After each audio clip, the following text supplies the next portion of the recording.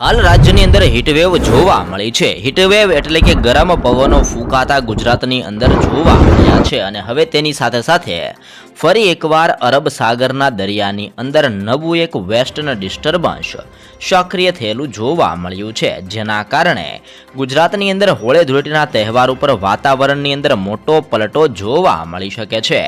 પલટાની સાથે ગુજરાતના અનેક વિસ્તારોની અંદર પવનની ગતિવિધિઓ અત્યંત તીવ્ર અને ભયંકર બનતી જોવા મળશે। સાથે જ ગુજરાતની અંદર વાદળ છવાયું વાતાવરણ જોવા મળી શકે છે અને વાદળ છવાયા વાતાવરણ સાથે ધીમી ધારે હળવું માવઠું ગુજરાતના અનેક જિલ્લાઓની અંદર જોવા મળી શકે છે, જેવું પણ અનુમાન મૂકવામાં આવ્યું છે। ધીમે ધીમે હવે અરબ સાગરના દરિયાની અંદર વેસ્ટર્ન ડિસ્ટર્બન્સ મજબૂત બનતું જોવા મળ્યું છે અને આ વેસ્ટર્ન ડિસ્ટર્બન્સની અસરોના કારણે તેની આજુબાજુના વિસ્તારોની અંદર પવનની ગતિવિધિઓ તીવ્ર બનતી જોવા મળી છે, જેના કારણે તેના આજુબાજુના વિસ્તારની અંદર પવનની ઝડપ 102 કિલોમીટર પ્રતિ કલાકની ઝડપથી લઈને 110 કિલોમીટર પ્રતિ કલાકની ઝડપે ભારે પવન આ નવી સિસ્ટમ અને નવા વેસ્ટર્ન ડિસ્ટર્બન્સના કારણે તેના આજુબાજુના વિસ્તારોની અંદર સંક્રમણ જોવા મળ્યું છે અને આ સિસ્ટમનો પટ્ટો આ સંપૂર્ણ વિસ્તારોની અંદર ઘેરાયેલો જોવા મળ્યો છે। જેમ જેમ સિસ્ટમનું સંક્રમણ અહીંયા અરબ સાગરના દરિયામાંથી મજબૂત બનતું જોવા મળી રહ્યું છે, તેમ તેમ ભારતના અનેક વિસ્તારોની અંદર અનેક રાજ્યોની અંદર વાતાવરણની અંદર બદલાવ આવીતો જોવા મળ્યો છે અને આ બદલાવના કારણે ભારતના અનેક રાજ્યોની અંદર હવે કમોસમી વરસાદ ફરી એકવાર ધીમી ધારે હળવો વરસાદ ગુજરાતના અનેક રાજ્યોની અંદર જોવા મળી શકે છે તેવી પણ આગાહી કરવામાં આવી છે। એટલે કે ભારતના અનેક રાજ્યોની અંદર ધીમી ધારે હળવા વરસાદ અને હીટવેવને લઈને આગાહી કરવામાં આવી છે। અત્યારે ભારતના અનેક વિસ્તારોની અંદર ગરમી પડતી પણ જોવા મળી છે અને ગરમી 24 ડિગ્રીથી લઈને 40 ડિગ્રી સુધી પણ જઈ શકે છે, જેવું પણ અનુમાન મૂકવામાં આવ્યું છે। જોકે હાલ ગુજરાતની અંદર ડબલ ઋતુનો અહેસાસ થઈ રહ્યો છે। ગુજરાતની અંદર વહેલી સવાર અને મોડી સાંજ દરમિયાન ઠંડીના પ્રમાણની અંદર ધીમે ધીમે વધારો થતો જોવા મળ્યો છે। તો તેની સાથે સાથે ગુજરાતની અંદર બપોર દરમિયાન ધરખમ ગરમી પડતી પણ જોવા મળી છે અને ગરમીનો પારો પણ ધીમે ધીમે ગુજરાતના વિસ્તારોની અંદર બપોર દરમિયાન ઊંચો જતો જોવા મળ્યો છે। તેની સાથે સાથે ગુજરાતની અંદર આજે અને આવનાર 2 દિવસો દરમિયાન હજી પણ વાદળ છવાયું વાતાવરણ જોવા મળશે।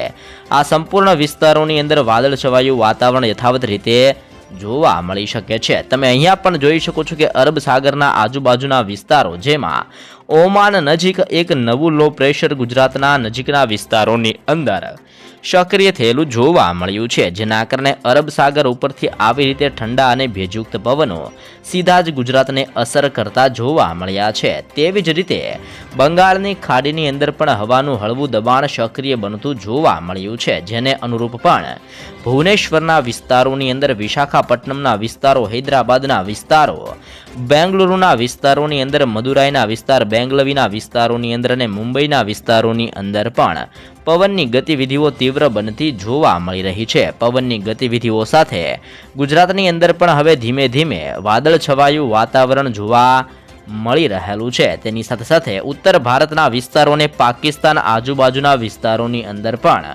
એક નવું વેસ્ટર્ન ડિસ્ટર્બન્સ સક્રિય થયેલું જોવા મળ્યું છે, જેના કારણે લાહોરના વિસ્તારોની અંદર, નવી દિલ્હીના વિસ્તારોની અંદર, રાજસ્થાન અને જોધપુરના વિસ્તારોની અંદર પણ પવનની ઝડપ હવે ધીમે ધીમે મજબૂત બનતી જોવા મળી છે। ગુજરાતના દરિયાકાંઠાના વિસ્તારોની અંદર સિસ્ટમનું સંક્રમણ વધવાના કારણે પવનની ઝડપ 40 કિલોમીટર પ્રતિ કલાકની ઝડપથી લઈને 45 કિલોમીટર પ્રતિ કલાકની ઝડપે ગુજરાતના દરિયાકાંઠાના વિસ્તારોની અંદર પણ અત્યારે ભારે પવન ફૂંકાતો જોવા મળ્યો છે।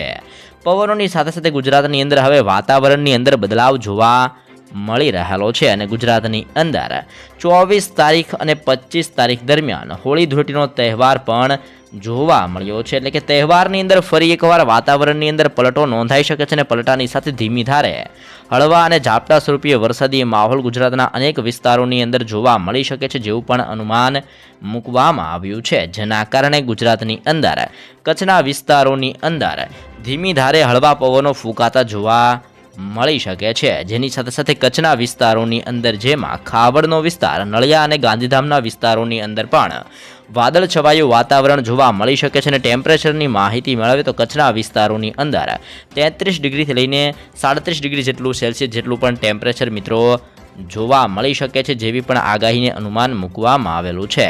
સાથે સાથે સૌરાષ્ટ્રના વિસ્તારોની જો માહિતી મેળવે તો સૌરાષ્ટ્રની અંદર દરિયાકાંઠાના વિસ્તારો જેમાં જામનગર, દેવભૂમિ દ્વારકાનો વિસ્તાર, પોરબંદર, જૂનાગઢ, ગીર સોમનાથ, અમરેલી, ભાવનગર, સુરેન્દ્રનગરના વિસ્તારોની અંદર પણ પવનની ઝડપ હવે તીવ્ર બનતી જોવા મળી છે. અરબ સાગરમાંથી આ સીધા જ પવનો ગુજરાતની અંદર સૌરાષ્ટ્રના દરિયાકાંઠાના વિસ્તારોની અંદર ટકરાતા જોવા મળી રહેલા છે. તેની સાથે સાથે સુરેન્દ્રનગરનો વિસ્તાર, મોરબીનો વિસ્તાર, બોટાદ અને રાજકોટના વિસ્તારોની અંદર પણ પવનની ઝડપ હવે તીવ્ર બનતી જોવા મળી છે. અને જેના અનુસંધાને સૌરાષ્ટ્રના વિસ્તારોની અંદર પણ વાદળ છવાયું વાતાવરણ જોવા મળી શકે છે અને પવનની ગતિવિધિઓ મજબૂત બનતી જોવા મળશે.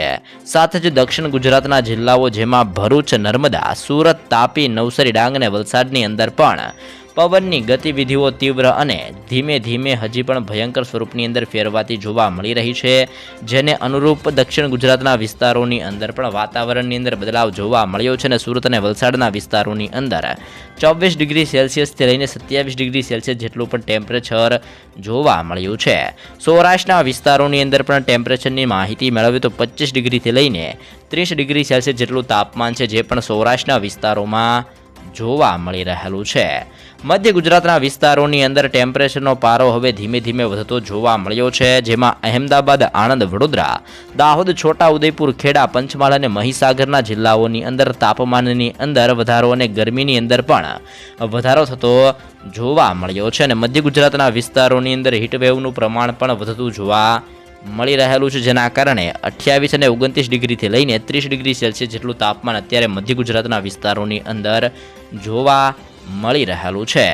ઉત્તર ગુજરાતના જિલ્લાઓની જો માહિતી મેળવે તો ઉત્તર ગુજરાતની અંદર બનાસકાંઠા, સાબરકાંઠા, અરવલ્લી, પાટણ, મહેસાણા અને ગાંધીનગરના વિસ્તારોની અંદર પણ પવનની ઝડપો હવે તીવ્ર બનતી જોવા મળી છે. જેમ જેમ પવન મજબૂત બનતો જોવા મળ્યો છે તેમ તેમ ભારત અને ગુજરાતના અનેક વિસ્તારોની અંદર વાતાવરણની અંદર હવે ધીમે ધીમે પલટો પણ નોંધાતો જોવા મળી રહ્યો છે. તમે જોઈ શકો છો કે અરબ સાગરના દરિયાના અંદર અને ઓમાન આજુબાજુના વિસ્તારોની અંદર સિસ્ટમનું સંક્રમણ વધતું જોવા મળ્યું છે. તેવી જ રીતે બંગાળની ખાડીની અંદર પણ લો પ્રેશર અને હવાનું હળવું દબાણ સક્રિય થતું જોવા મળ્યું છે. આમ એક બાદ એક નવી સિસ્ટમો હવે અરબ સાગર અને બંગાળની ખાડીના દરિયાની અંદર ધીમે ધીમે હવે સર્જાતી જોવા મળી રહી છે. જેમ જેમ સિસ્ટમનું જોર અને સંક્રમણ વધી રહ્યું છે તેમ તેમ ગુજરાતના અનેક વિસ્તારોની અંદર પણ આ સિસ્ટમોની અસરો હવે સીધી જ અસરો કરતી જોવા મળી રહી છે. સાથે જ અરબ સાગરના દરિયાની અંદર પણ એક લો પ્રેશરમાંથી હવે નવું વાવાઝોડું સક્રિય બનતું હોય તેવું પણ અનુમાન મૂકવામાં આવી રહ્યું છે, અને જેના કારણે આ સંપૂર્ણ વિસ્તારોની અંદર ભારે વરસાદને લઈને રેડ એલર્ટ દર્શાવવામાં આવી રહેલું છે. હવે આવનાર દિવસોની અંદર આ સિસ્ટમ કઈ દિશા તરફ આગળ વધે છે અને જેના કારણે ગુજરાતની અંદર વાતાવરણની અંદર કેવો પલટો જોવા મળી શકે છે, જેવી અવનવી અને તાજી માહિતી રોજરોજ મેળવવા ચેનલમાં નવા છો તો મિત્રો અત્યારે જ લાઈવ ગુજરાત સમાચાર યુટ્યુબ ચેનલને જરૂરથી સબસ્ક્રાઇબ કરી લેજો.